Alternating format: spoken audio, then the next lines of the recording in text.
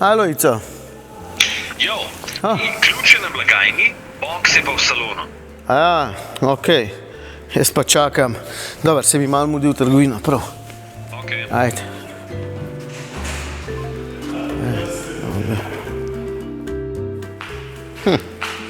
Barva mi pa ni ful všeč.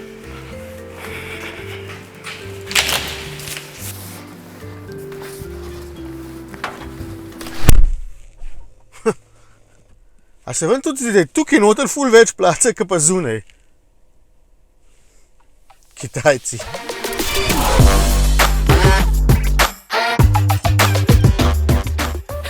Malo heca za uvod. Sicer je pa tole boks, ki ga hočem pokazati, ne tista kartonasta škatla. Dongfeng boks. Sliši se mogoče kot Bond, James Bond. No, sicer je pa tole majhen kitajski električni avtomobil, 4 metre je dolg, eden najcenejših je pri nas, pa je v bistvu zelo zanimiv. Bo treba očitno na novo definirati, kakšno mišljenje imamo o električnih kitajskih avtih, ker se tukaj ne boste čisto nič zmrdovali. Boks ima namreč kar nekaj lastnosti, ki so ponavadi značilne za mnogo dražje avtomobile. Tukaj se vidi, da so razmišljali izven škatle. Out of the box. Box, ne? Razumete? Ok, neham. Skratka, tole ni test, tisti še pride, tole je prvih nekaj lastnosti, ki sem jih takoj opazil, ker avto še spoznavam. Precej majhna baterija pomeni, da so morali naštudirati kar nekaj stvari, da je doseg lahko precej dober. In ena od njih so te potopne kljuke, ki se potem med vožnjo, evo, takole skrijejo, da je tukaj ravna površina in v bistvu zrak lahko med vožnjo nemoteno šviga mimo. Ne vem, kdaj sem nazadnje videl avtomobil s potopnimi kljukami, pa da ni bil vsaj še enkrat dražji.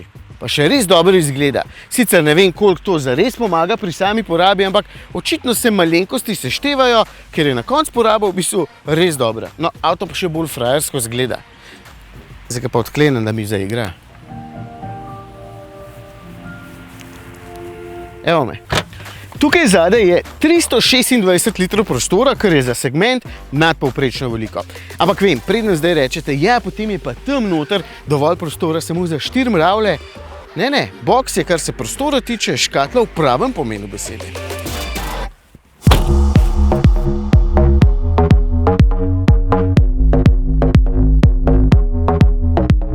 Zadaj je prostora precej, evo, takole sedim jaz sam za sabo, kar pomeni, da je v segmentu majhnih vozilc tole prava prostorska pošast, ampak v dobrem pomenu besede.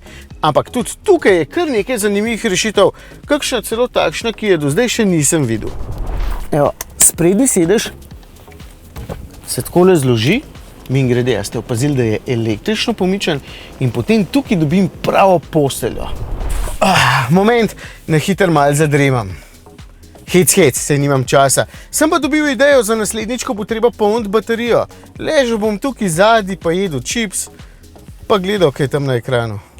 Animacije, avatarji in podobno so kar pomemben del kitajske kulture, zato to uporabljajo praktično povsod in zato je tukaj osrednji zaslon kar mal poseben, ampak po svoje na zanimiv način puncam bo gotovo všeč.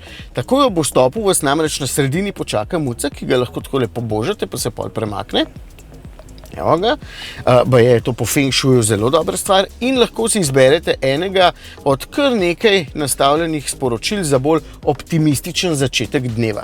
Če vam tudi to ni dovolj, imate možnost predvajanja glasbenih vložkov ob odklepanju in zaklepanju avtomobila, ki potem glasno še ostalim sporočijo, da ste tukaj.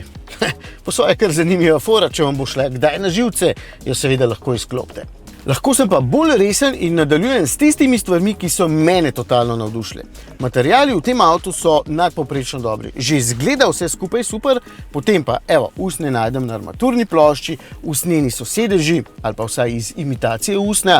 Moj voznikov sedež je ogrevan in hlajen je tudi tale predalček za brezžično polnjenje telefona, da se ta potem med vožnjo nič ne segreva. Hudo, tudi tega nima praktično noben drug avto tega cenovnega razreda. Evo, no pa ta predal je tudi hud. Ena mizica.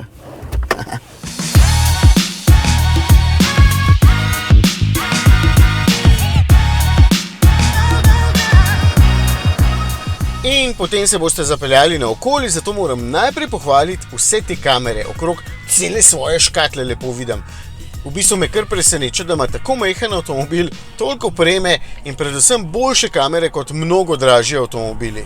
Evo, takole, celo robnik vidim, ko zavijam, da vidim, koliko sem oddaljen. Čeprav je boks precej pravilnih linij, bi lahko hitro v mestu zadev kakšen robnik, no pa ga ne bom. Tudi to, da je baterija majhna in da ima samo 40 kWh, ne vas v bistvu ne moti. Zdaj se že nekaj dni sukam naokoli, malo po mestu, pa malo po avtocesti in je povprečna poraba v bistvu samo 12 kWh. Očitno potopne kljuke res pomagajo. Ja, že vidim, da bo to en zelo zanimiv test, ker sem že po nekaj dnevih najdel toliko stvari, da bom težko vse skupaj zapakiral v eno škatlo. Oziroma povedal vse, to sem hotel reči.